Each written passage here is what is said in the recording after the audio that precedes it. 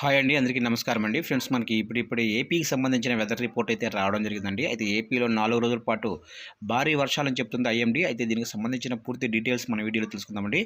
Video ఎక్కడ skip చేయకుండా చూడండి ఫ్రెండ్స్. వీడియో నచ్చినట్లయితే ఒక లైక్ చేయండి ఫ్రెండ్స్. ఇక టాపిక్‌లోకి తెలిపోదాము. ఇక్కడైతే చూడండి ఫ్రెండ్స్, మనకొచ్చిన లేటెస్ట్ అప్డేట్ ప్రకారంగా ఏపీపై తుఫాను ప్రభావం 4 రోజులు అతి భారీ వర్షాలు. ఏపీ ప్రజలకు బిగ్ అలర్ట్. ఆంధ్రప్రదేశ్ రాష్ట్ర వ్యాప్తంగా 4 రోజుల పాటు భారీ వర్షాలు కురుస్తున్నట్లు వాతావరణ శాఖ ప్రకటించింది. బంగాళాఖాతంలో ఏర్పడిన అల్పపీడనం డిసెంబర్ 2వ తేదీన తుఫానుగా మారనుంది. దీని ప్రభావంతో ఆంధ్రప్రదేశ్ రాష్ట్రంలో విస్తారంగా వర్షాలు కురుస్తాయని వాతావరణ శాఖ వెల్లడించింది. డిసెంబర్ 3, 4, 5, 6 తేదీలలో కోస్తాంధ్ర మరియు రాయలసీమలోని పలు జిల్లాల్లో భారీ నుంచి అతి భారీ వర్షాలు కురుస్తాయని పేర్కొంది. తుఫాను కోస్తాంధ్ర వైపు పయనిస్తే తీవ్రత ఎక్కువగా ఉంటుందని స్పష్టం చేసింది. కోతకు వచ్చిన పంటలను వెంటనే కోసి భద్రపరుచుకోవాలని రైతులకు హెచ్చరికలు అయితే జారీ చేశారు.